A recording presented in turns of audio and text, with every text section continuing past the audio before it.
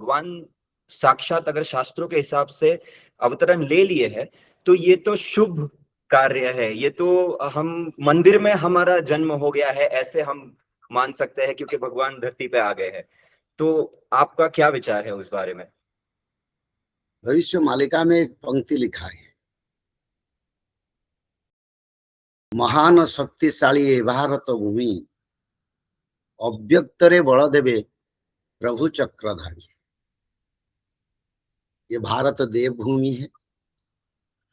यहाँ देवता हमेशा ही निवास करते हैं और भगवान इस धरती पर अपने 24 अवतार, अपने मुख्य सारे अवतार ये धरती पर प्रभु ने हुए हैं, आगे भी होंगे।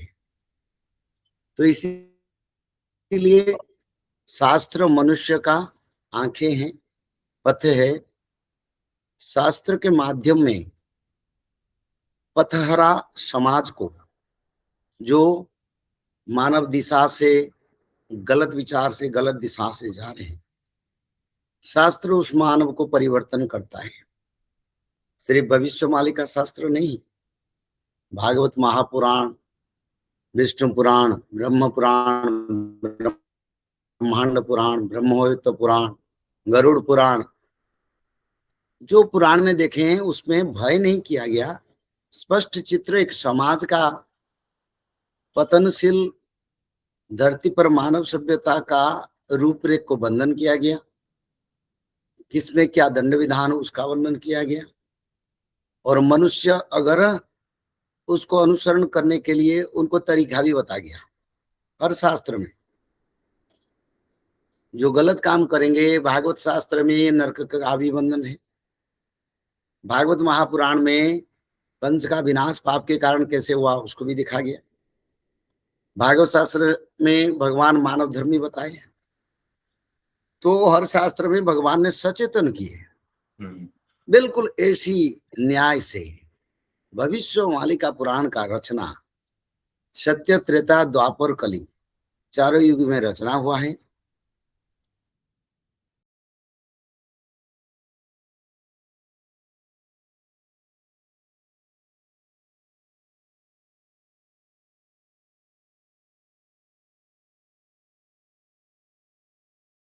वो भगवान में अवस्थान करते हैं। जब प्रभु अवतार लेते हैं पर अवतरित होके भगवान के गुण महिमा, भक्तों का उद्धार और संसार का कल्याण के लिए कार्य करते हैं।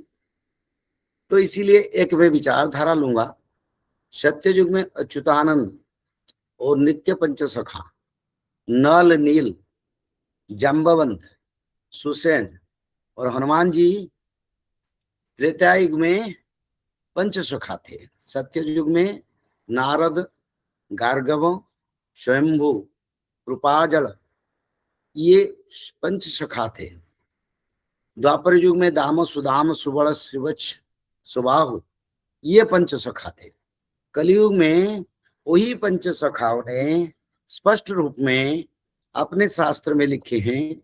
भगवान के निर्देश पर हमने भगवान के अवतार से पहले, यानी कलयुग में चैतन्य भगवान जब अवतार लिए, उससे पहले हम भी अवतार लेके धरती पर आने के लिए भगवान ने एक दिन वैकुंठ में बुला के हमको बताए थे, अब समय आ गया कलयुग का, समय परिसमाप्त का, समय कम बाकी है।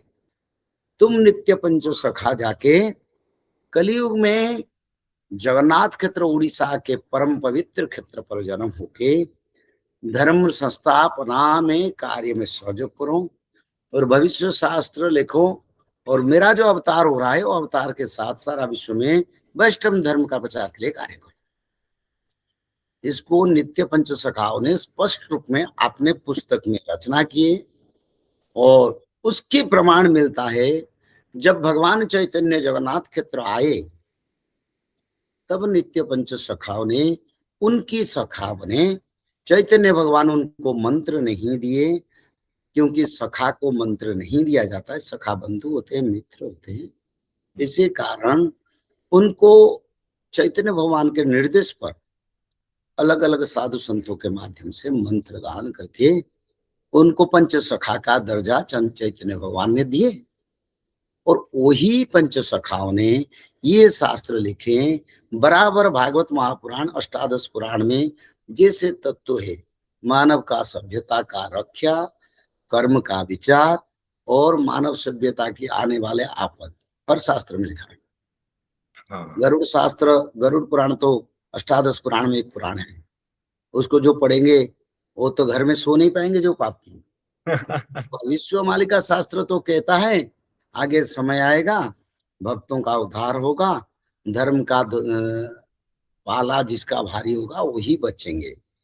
और रक्षा का सूत्र भी बताया, जो भगवान का नाम भजन करेंगे, जो माधव कल्कि के शरण में जाएंगे, उनका उद्धार होगा।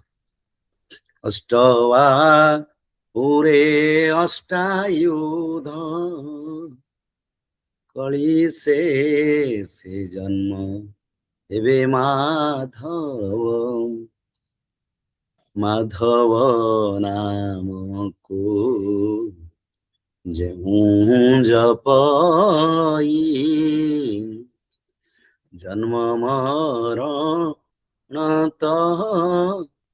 ताहार नाही,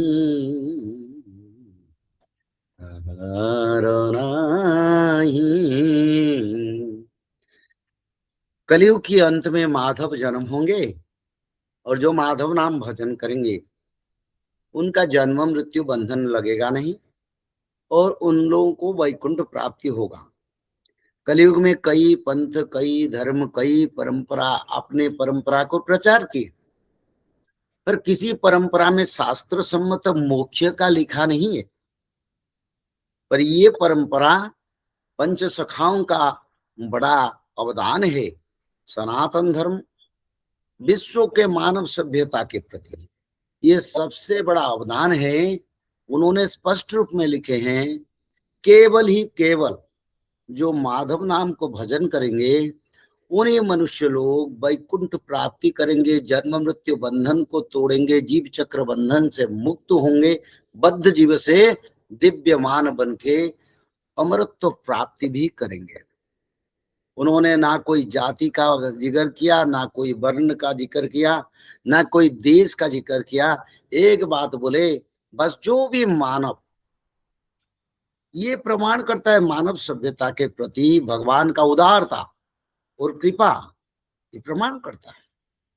उस पर स्पष्ट रूप में बताए, ना कोई जाति भेद हमारा है, ना कोई जाति के लिए इसको लिखते हैं। कोई भी मनुष्य का उद्धार के लिए एक परम सूत्र का प्रकाश कर दिए। तो डराने का बात का विचार वही लोग करते हैं। युग युग में कौरव है और पांडव है, जिनके बीच धर्म अधर्म का लड़ाई होता है। कौरव को नरक प्राप्ति होता है, पांडवों को वैकुंठ प्राप्ति होता है, स्वर्ग प्राप्ति होता है। इसी विचार न्याय से आज भी दुनिया में कौरव जीवित है, पांडव भी जीवित है। विष्णु भक्त और असुरों के भक्त बराबर लड़ाई होता है। जो लोग इसको बोलते हैं उनका आसुरिक गुण का प्रकाश होता है, जो इनको मान लेते हैं उनका वैष्णव गुण का प्रकाश होता है। तो इसीलिए हर युग में इसका लड़ाई हुआ।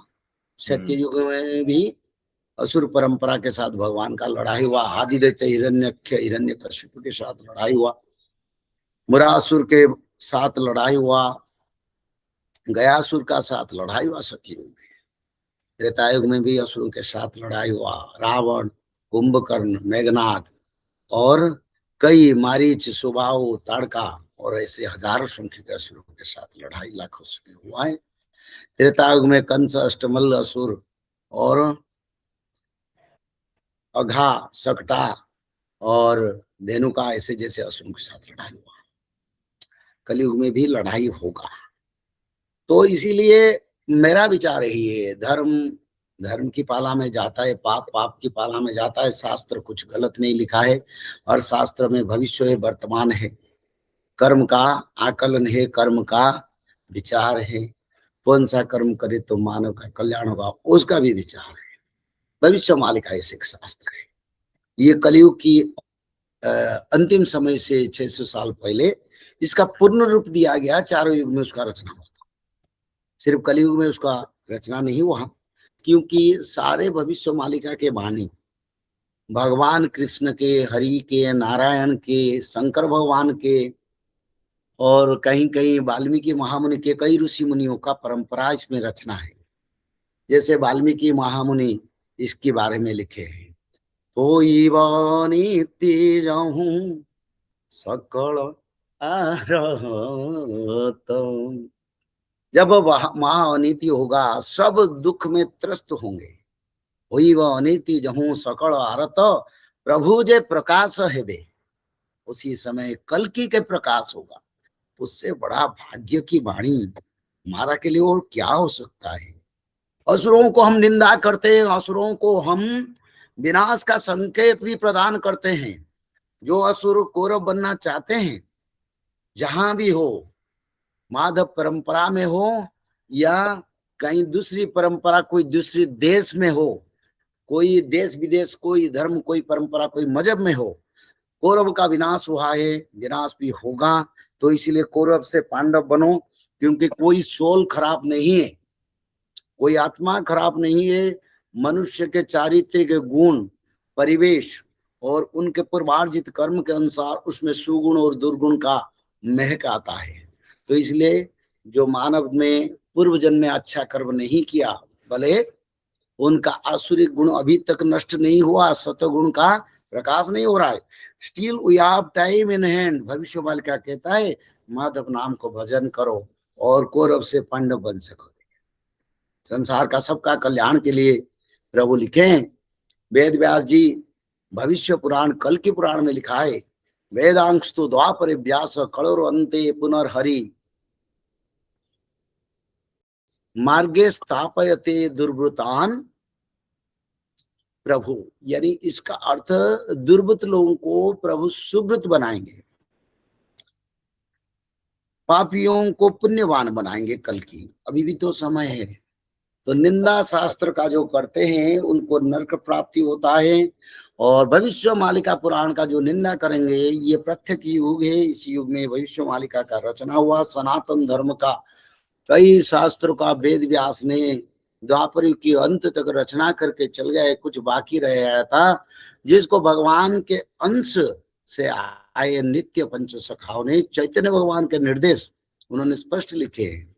चैतन्य भगवान उनको निर्देश दिए, और कहीं कहीं लिखे हैं जगन्नाथ जी के आज्ञा पर, निराकार विष्णु के आज्ञा पर। इस शास्त्र को हम लिखते हैं, उदय तेजदि भानु पश्चिमे दिग्विभागे, प्रचलित जदि मेरु शीतता जाति वह्नि, के नटन्ति खड़वाक्यं सज्जनानां कदाचित्। उन्होंने स्पष्ट रूप में दृढ़ता के साथ बोले, ये भगवान के वाणी, ये वाणी पत्थर के गार है, उसमें परिवर्तन नहीं होगा। पूर्व सूर्य पश्चिम दिशा में उदय हो सकते हैं, और उत्तर मेरु दक्षिण को जा सकता है, दक्षिण मेरु उत्तर को जा सकता है, मेरु क्षेत्र पर अग्नि प्रज्वलित हो सकता है, पर्वत शिखर पर पद्म फूल का विकास हो सकता है, तालाब बन सकता है, पर शास्त्र गलत नहीं है। शास्त्र भगवान मुखर श्रुत वाणी है, और ये शास्त्र सनातन धर्म का आखिर शास्त्र। भारत की सभी परंपरा संतों को मेरा निवेदन है, ये शास्त्र उद्धार का शास्त्र, ये शास्त्र भगवान को मिलाने वाला शास्त्र, ये शास्त्र मोक्ष देने वाले शास्त्र, ये शास्त्र धरती पर सत्य युग का निर्माण के लिए रचना है। इससे बड़े शास्त्र ना कहीं मेरे विचार में इसी समय होगा, ना इसी समय उसका कोई विचार है। सभी शास्त्रों को अनुसरण करे, अनुकरण करे। भले पंडित काशीनाथ मिश्र इस शास्त्र को रचना किए हैं, क्योंकि भगवान का निर्देश जिसको होता है वो उसको करता है। हाँ, तुमको अगर निर्देश होता तुम भी लिखते, क्योंकि ये समय अनुसार भगवान के विचारधारा में किसको शास्त्र लिखना, किस, ये कर्मानुसार पहले से निश्चित है। मैं चाहने से इस शास्त्र को प्रचार नहीं कर पाऊंगा, ये भगवत कृपा है, जगन्नाथ महाप्रभु पंच सखाओं के निर्देश है। और सबसे बड़ा बात है, ये जो भविष्य पुराण 40 साल मैंने अनुध्यान किया, कई लाखों ग्रंथ से अनमोल मोती निकाल के बहुत मेहनत करके मानव सभ्यता का कल्याण के लिए फ्री पीडीएफ में मैंने उसको छोड़ा हूँ। उसमें कोई व्यापार, कोई रोजगार मैंने नहीं दिखा। आज भी भारतवर्ष में मैं सारा भारत में भागवत कथा, शिव कथा, नारायण कथा, कल की कथा, जगन्नाथ कथा और भविष्य मालिका का पुराण प्रचार करता हूँ। एक भी पैसा निःशुल्क सेवा करता हूँ। धर्म प्रचार को मैंने व्यापार नहीं बनाया, धर्म प्रचार को एक परंपरा भगवान का बताया। और भगवान विष्णु के नाम का प्रचार, भगवान कृष्ण के नाम का प्रचार, राम का नाम का प्रचार, जगन्नाथ महाप्रभु की कृपा से इसका कार्य आज हो रहा है। शास्त्र जो निंदा करते हैं वो मनुष्य को देख के निंदा करते हैं। मैं बार बार निवेदन करता हूँ, शास्त्र कोई मनुष्य का नहीं है। भगवान आदि युग में सभी शास्त्र का रचना किए थे, विश्व का एक स्केच तैयार किए थे, कैसे किसी युग होगा, किस युग में कौन शास्त्र पढ़ा जाएगा, किस युग में मानव कैसे आएंगे, जीवों कैसे आएंगे, भक्त कैसे आएंगे। ये पहले से भगवान ने उस स्ट्रक्चर को बनाया। उसी स्ट्रक्चर को समय के साथ भगवान जिसको भेजते हैं वो आके उसका करके जाते हैं। बनी नहीं है शास्त्र उद्धार का मार्ग, मोक्ष का मार्ग, भगवान से भक्त को मिलाने का मार्ग। उससे बड़ा दुर्लभ और कहीं मैंने नहीं दिखा। ये सबसे बड़ा दुर्लभ है और सुलभ भी है। तो इसलिए इसको जो मानव मानेंगे उनका कल्याण होगा। जय जगन्नाथ। जय जगन्नाथ पंडित जी।